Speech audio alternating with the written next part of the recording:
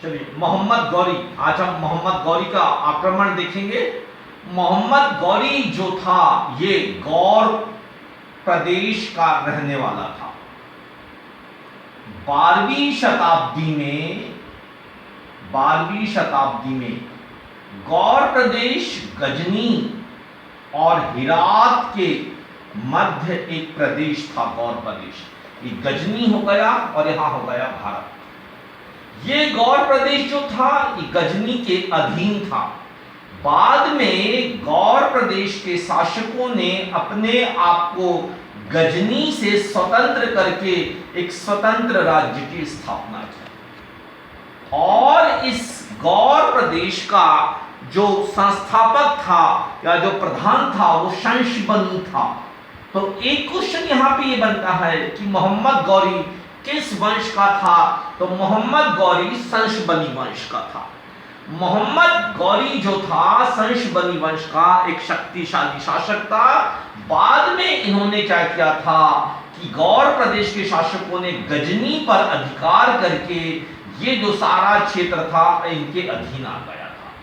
मोहम्मद गौरी इस गजनी का शासक बनता है और इसने इस गौर प्रदेश की गतिविधियों का केंद्र जो था वो गजनी को बनाया और गजनी को बनाया तो वहां से भारत आक्रमण करने के लिए भारत पर आक्रमण करने का उसका मार्ग प्रशस्त हुआ, क्योंकि उसको मालूम था कि यहाँ के पहले का जो शासक था महमूद गजनवी वो भारत पर आक्रमण करके अपार धन संपदा प्राप्त कर चुका था।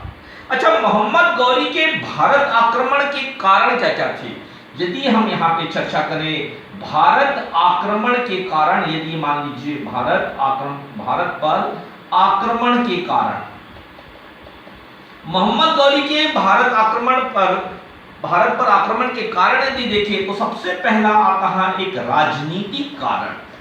राजनीतिक कारण के अंतर्गत यह आता है कि ख्वारिज्म शासकों ने क्या किया था कि ये जो गौर प्रदेश था यहां पे पड़ता था ख्वारिज्म के जो शासक थे इन्होंने गौर प्रदेश के विस्तार के लिए यहां पर सीमाओं को मजबूत कर दिया था। उस वजह से गौर प्रदेश का विस्तार पश्चिम की ओर संभव नहीं था। गौर प्रदेश का साम्राज्य विस्तार इस तरह पूर्व की ओर ही संभव था और पश्चिम की ओर जो था गौर प्रदेश के साम्राज्य के विस्तार की जिम्मेदारी जो थी इनके बड़े भाई ग्यासुद्दीन के पास थी। मोहम्मद गौरी के पास पूर्व में साम्राज्य विस्तार की जिम्मेदारी थी और पूर्व में भारत देश पड़ता था।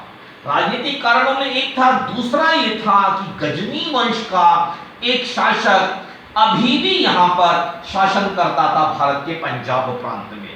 चूंकि गजनी और गौर प्रदेश की राजनीतिक प्रतिद्वंदिता थी, इस वजह से गजनी वंश के शासक का समूल विनाश करना भी एक राजनीतिक कारणों में से एक माना जाता है। दूसरा कारण था धार्मिक कारण। मोहम्मद गौरी एक कट्टर मुस्लिम था। वो हजरत मोहम्मद पैगंबर के प्रचार प्रसार के लिए, उनके संदेशों के प्रचार प्रसार के लिए भारत पर आक्रमण कर यहाँ के मूर्ति पूजक देश को यहाँ पर इस्लाम के प्रचार हेतु यहाँ पर आक्रमण करना भी एक उसका उद्देश्य था। यहाँ पर आर्थिक कारण में यदि हम बात करें तो आर्थिक कारण में भारत चूंकि धन धान्य से एक संपन्न राष्ट्र था और यहाँ पर धन की लालसा भी उसको आक्रमण करने हेतु यहाँ पर मजबूर करती है। तो ये तीन कारण हमारे पास आते हैं, राजनीतिक कारण, धार्मिक कारण और आर्थिक कारण। इसके अलावा यहाँ पर मोहम्मद गौरी के जो है यहाँ पे प्रमुख अभियान यदि हम देखते हैं, गौरी के प्रमुख अभियान कौन कौन से थे? मोहम्मद गौरी के प्रमुख अभियानों में सबसे पहला हमारे पास जो आता है कि 1175 पे उसने मुल्तान पर आक्रमण किया था और जो यहां पर वो सफल रहा। दूसरा आक्रमण इसने किया था 1176 में किया था, कच्छ में किया था, गुजरात में, वो यहां पर भी सफल रहा। तीसरा आक्रमण इसने 1178 में किया था और यहां पर जो थे गुजरात की राजधानी अंधलवाड़ पर किया था। गुजरात की राजधानी अन्हलवाड़ पर किया था। और यहां का जो शासक जो था चालुक्य वंशीय शासक था, यहां पर जो था भीम, या मूलराज द्वितीय भी कहा जाता है इसको, ये जो था। और इस चालुक्य वंशी शासक ने मोहम्मद गौरी को यहां पर पराजित कर दिया। यानी यहां पर जो थी इसकी पहली पराजय जो थी मोहम्मद गौरी की 1178 में थी। इसके ऊपर एग्जाम में क्वेश्चन पूछा जाता है फ्रीक्वेंटली कि मोहम्मद गौरी की पहली पराजय कहां पर हुई थी और किसने किया था, तो ये आपको याद रखने का है। अच्छा, 1178 में पराजय के बाद मोहम्मद गौरी ने अपने आक्रमण की दिशा बदली और अब उसने उत्तर भारत की ओर ध्यान देते हुए पंजाब पर आक्रमण किया। पंजाब पर आक्रमण किया। यहां पर जो था गजनी वंश का शासक था खुसरो, उसको पराजित करके अपनी राजनीतिक महत्वाकांक्षा को पूरा किया। और इस प्रकार अब इसकी सीमाएं जो थी वो पंजाब राज्य से, पंजाब की पर उसका अधिकार हो गया था। और अब इसकी सीमाएं जो थी वो दिल्ली राज्य तक मिलने लगी थी। चूंकि दिल्ली पर चौहान वंश का एक शक्तिशाली शासक था जिसका नाम था पृथ्वीराज चौहान, तो पृथ्वीराज चौहान के साथ में तराइन का युद्ध होता है। तराइन का युद्ध होता है 1191 में। पृथ्वीराज चौहान और गौरी के बीच में यहां पे पृथ्वीराज चौहान विजय होता है। तराइन का दूसरा युद्ध, ये एग्जाम में कई बार पूछा गया है, ये तराइन का जो दूसरा युद्ध होता है, तराइन का ये फर्स्ट वॉर है, ये सेकंड वॉर जो होता है ये 1192 में होता है। और यहां पर गौरी जो है वो जीत जाता है। गौरी यहां पर जीत जाता है और इस प्रकार से दिल्ली पर भी मोहम्मद गौरी का अधिकार हो जाता है। इसके बाद में जो आता है चंदावर का युद्ध आता है। चंदावर का युद्ध ये जो होता है ये 1194 में होता है। ये गौरी और गढ़वाल वंशी शासक जयचंद के बीच में होता है। गौरी और जयचंद के बीच में होता है जहां पर कि गौरी विजय हो जाता है। इस प्रकार से जो था गौरी जो है दिल्ली और कन्नौज तक अपना अधिकार कर लेता है। क्योंकि गौरी के जो सेनापति जो थे बख्तियार खिलजी, एक नाम आता है यहां पे बख्तियार खिलजी और ऐबक, ये जो थे बख्तियार खिलजी और ऐबक, इन्होंने भी बहुत महत्वपूर्ण भूमिका निभाई थी। और बख्तियार खिलजी ने पूर्वी भारत को जीतकर नालंदा और तक्षशिला विश्वविद्यालयों को नष्ट भ्रष्ट किया था। नालंदा और तक्षशिला विश्वविद्यालयों को नष्ट भ्रष्ट किया था उसने, बख्तियार खिलजी ने यहां पर।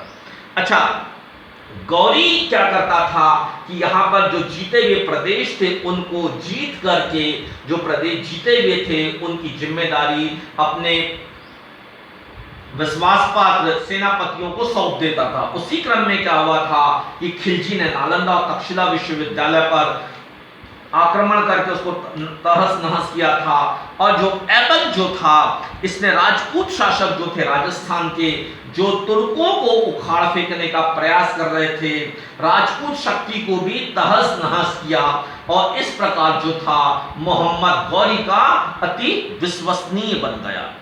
गौरी 1205 में पुनः भारत पर आक्रमण किया इसने, और यहां पर इस बार इसका मुकाबला खोखरों से होता है और वो खोखरों को पराजित कर जाता है।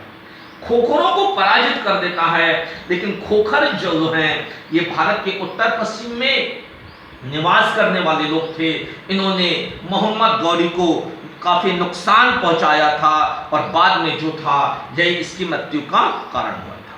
क्योंकि मोहम्मद गौरी के कोई पुत्र नहीं थे, अतः उसने यहाँ की जिम्मेदारी ऐबक को और बख्तियार खिलजी को सौंप दी थी, जिसमें ऐबक जो था वो काफी विश्वसनीय था उसका, और उसने इस जिम्मेदारी को बहुत बखूबी से निभाया। और बाद में आगे चलकर ये दिल्ली सल्तनत की स्थापना, जो दिल्ली सल्तनत की स्थापना का जो श्रेय जाता है वो ऐबक को जाता है यहाँ पर।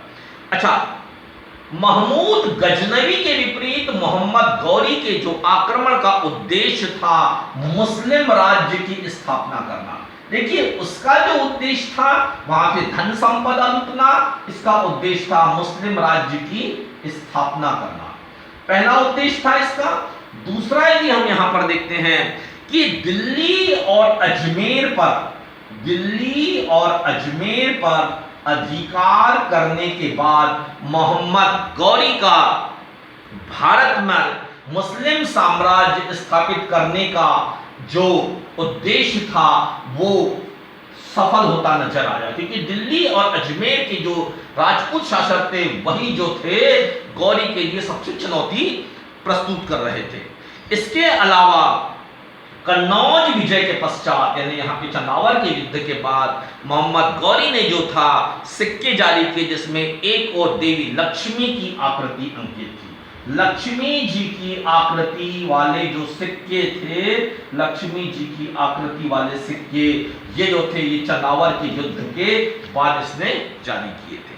तो इस प्रकार से जो था मोहम्मद गौरी का भारत पर एक सफल आक्रमण होता है और यहाँ पर जो था मुस्लिम साम्राज्य की अब यहाँ पर स्थापना का रास्ता प्रशस्त होता है। ये आज हमने देखा था आज की वीडियो में कि जो मोहम्मद गौरी ने किस प्रकार भारत पर आक्रमण